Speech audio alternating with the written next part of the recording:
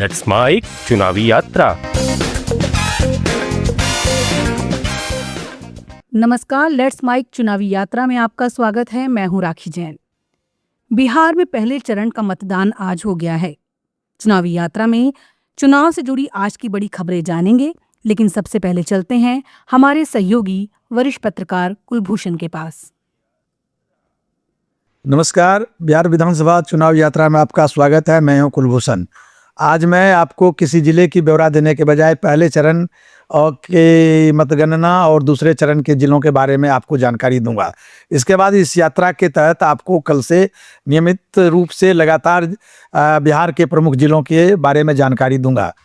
पहले चरण का मतदान आज संपन्न हो गया है। हिंसा की सूचना कहीं से नहीं आ रही है। लगभग 58 से 60% तक मतदान की संभावना है। सिर्फ सारण जिले के मांझी की बात करें तो वहाँ सीपीएम के प्रत्याशी सत्येंद्र यादव पर हमले की जानकारी मिली है। यह आयोग द्वारा इसकी पुष्टि नहीं की गई है, लेकिन खुद प्रत्याशी ने वीडियो जारी कर कहा है कि उन पर 3 बार हमला हुआ है। तो कुल मिला के चुनाव आयोग की तैयारी को 90% दिया जा सकता है या इससे अधिक प्रतिशत दिया जा सकता है, क्योंकि इस चरण में जहां हिंसा की आशंका थी वो निर्मूल साबित हुआ है। यदि कुछ हिंसा हुई भी है तो देर शाम आज चुनाव आयोग के अधिकारी और पुलिस मुख्यालय के अधिकारी इसकी विधिवत प्रेस कॉन्फ्रेंस कर जानकारी देंगे। अब मैं दूसरे चरण की जानकारी देना चाहता हूँ। इस चरण में 20 जिले में मतदान होना है। 20 जिले के लगभग 122 कंस्टिट्यूंसीज है जहां मतदान होना है। इसमें कुल 3,70,13,556 वोटर मतदान कर सकेंगे। इसमें कुल कैंडिडेट की संख्या 1302 है, जिसमें 136 महिला है और थर्ड जेंडर के भी एक कैंडिडेट इसमें चुनाव मैदान में डटे हुए हैं। 19 सीट पर अनुसूचित जाति के लिए रिजर्व किया गया है। वहीं 101 सीट जनरल है और 2 सीट अनुसूचित जनजाति के लिए इस चरण में है। जो महत्वपूर्ण जिला इसमें शामिल है उसमें मुख्यमंत्री के गृह जिला नालंदा शामिल है। और नालंदा के अलावा यदि प्रमुख जिला की चर्चा करें तो भागलपुर एक जिला है जहां अश्विनी चौबे भाजपा के कद्दावर नेता हैं, लेकिन उन्हें सांसद का टिकट नहीं दिया गया था उम्र के आधार पर। इस बार उनके पुत्र को बेटिकट कर दिया गया है। हालांकि अब रिजल्ट ही बताएगा जो उसमें अश्विनी चौबे को नज़रअंदाज करने का भाजपा को लाभ हुआ है या हानि हुई है। और अन्य जिलों की बात करें तो विवाद और अपराध से जुड़ा जिला जैसे बांका है, और बांका के साथ साथ यदि इधर देखें तो नक्सल प्रभावित जिले जहानाबाद है, औरंगाबाद है। यदि उत्तर बिहार की बात करें तो सीतामढ़ी है, और इसी तरह से सीमांचल के लगभग सभी जिलों में मतदान होना है। तो इन जिलों में हमारी नज़रें रहेगी और हम आपको बताते रहेंगे इन जिलों की क्या समस्या है और कौन प्रत्याशी किस पर भारी पड़ रहे हैं। लेकिन अभी तक जो सूचना मिली है, अभी तक जो इस चरण में दूसरे चरण में प्रचार अभियान की बात हुई है, उसमें पहली बार इस चरण के लिए यानी सेकेंड फेज के लिए कांग्रेस के राहुल गांधी और पप्पू यादव जो कांग्रेस से संबंध हैं वो चुनाव प्रचार अभियान में उतर चुके हैं और पूर्णिया में आज बड़ी सभा उन्होंने की है। इससे अब उम्मीद की जा सकती है अगले चरण के लिए कल से भाजपा की ओर से भी यानी एनडीए की ओर से भी नेता मैदान में उतर जाएंगे। जिसमें जो भाजपा ऑफिस से जानकारी मिली है उसमें है प्रधानमंत्री, गृह मंत्री, गृह राज्य मंत्री और जो अन्य जो भाजपा शासित राज्य हैं उनके मुख्यमंत्री यहाँ चुनाव मैदान में प्रचार के लिए आएंगे। वहीं दूसरी ओर राजद के जो प्रमुख नेता हैं जो महागठबंधन का नेतृत्व कर रहे हैं उसमें तेजस्वी यादव हैं। हो सकता है लालू प्रसाद यादव भी कहीं रोड शो के लिए निकल सकें। वो भाषण देने में तो असमर्थ महसूस करते हैं, लेकिन वो रोड शो कर सकते हैं। हाल ही में उन्होंने रितलाल यादव के लिए दानापुर में रोड शो किया था। तो इस प्रकार यह चरण महत्वपूर्ण है। नेताओं की जो एरिया है जिसमें नीतीश कुमार का गृह जिला है, तो इस प्रकार कह सकते हैं इस चरण में भी महत्वपूर्ण जिले हैं जिसमें नेताओं की प्रतिष्ठा दांव पर लगी हुई है। अब अगले चरण के मतदान के हम इंतजार करें, जहां मतदान में प्रत्याशी किसे अपना आशीर्वाद देते हैं या नहीं देते हैं, या हराते हैं या जीत दर्ज कराते हैं, यह तो चुनाव परिणाम के बाद ही पता चलेगा। तब तक के लिए आपको बहुत बहुत धन्यवाद। अब खबरें विस्तार से। पूर्णिया के कस्बा में आज कांग्रेस नेता राहुल गांधी ने चुनावी जनसभा को संबोधित किया। राहुल गांधी ने कहा, बीजेपी हर जगह वोट चोरी कर चुनाव जीत रही है। हमने पूरी दुनिया को दिखाया है कि बीजेपी और चुनाव आयोग ने हरियाणा का चुनाव चोरी किया है। वहीं मुझे लगता है बिहार का पिछला चुनाव भी चोरी किया गया था। जहां भी इलेक्शन लड़ रहे हैं ये वोट चोरी करके इलेक्शन जीत रहे हैं।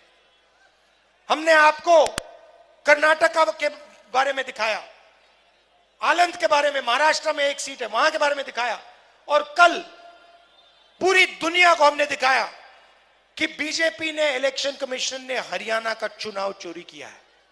और मुझे लगता है कि पिछला चुनाव बिहार में भी इन्होंने चोरी किया था।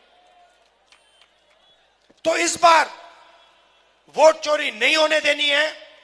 बिहार के युवा, ये आपका भविष्य है। Narendra Modi, Amit Shah, election commission vote चोरी में लगे हैं। आपकी जिम्मेदारी बनती है संविधान की रक्षा करना है, वोट चोरी नहीं होने देना है बिहार में। पहले फेज के चुनाव के बीच प्रियंका गांधी पूर्वी चंपारण के गोविंदपुर में चुनावी सभा को संबोधित करने पहुंची। इस मौके पर प्रियंका गांधी ने चुनाव आयोग पर निशाना साधा। उन्होंने कहा, ज्ञानेश कुमार, एस संधू और विवेक जोशी ये चुनाव आयोग के 3 ऐसे अधिकारी हैं जो देश के संविधान और लोकतंत्र के साथ खिलवाड़ कर रहे हैं। इनके नाम आप याद कर लीजिए। आज आपके सामने मेरे भाई श्री राहुल गांधी ने सारी सच्चाई दिखा दी है। इनकी सारी सच्चाई सामने आ गई है। बिहार से इन्होंने 65 लाख वोट काटे। हरियाणा में इसी तरह से चुनाव हुआ था। 25 लाख वोट इन्होंने फर्जी लगवाए। 25 लाख फर्जी वोट। हरियाणा का सारा चुनाव चोरी कर लिया। चोरी की सरकार है हरियाणा में, और यहां की तैयारी कर रहे हैं। 65 लाख वोट कटवा के यही तैयारी यहां हो रही है। सुन लीजिए कौन है ये लोग, सुन लीजिए। कभी ज्ञानेश कुमार नाम सुना है? सुना है? नहीं सुना होगा, नहीं सुना होगा। कभी आपने एस संधू का नाम सुना है? नहीं सुना होगा। कभी विवेक जोशी का नाम सुना है? नहीं सुना होगा, क्योंकि अपने पद और आयोग के पीछे छुपे हुए हैं। लेकिन यही है चुनाव आयोग के सबसे ऊंचे अधिकारी जो इस देश के संविधान के साथ, इस देश के लोकतंत्र के साथ खिलवाड़ कर रहे हैं। याद कर लो इनके नाम, याद कर लो, क्योंकि आप देश की जनता हो।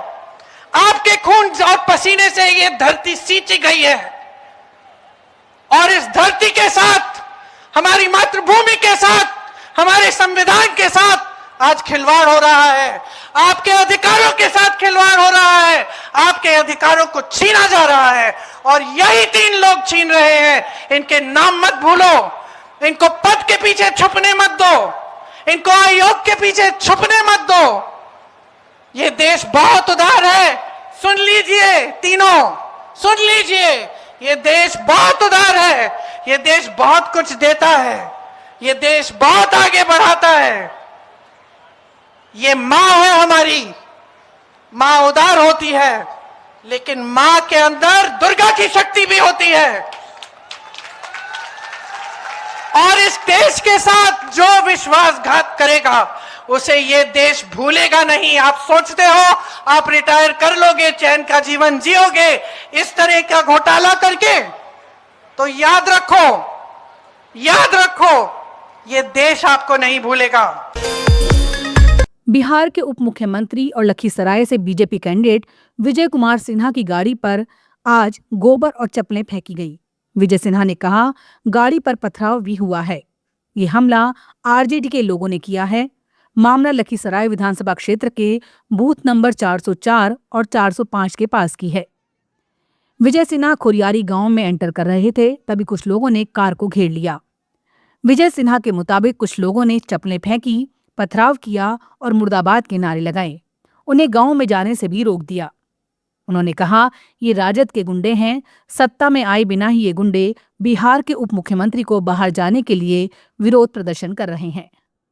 लेट्स माइक चुनावी यात्रा में फिलहाल इतना ही। देखते रहिए, सुनते रहिए लेट्स माइक। नमस्कार।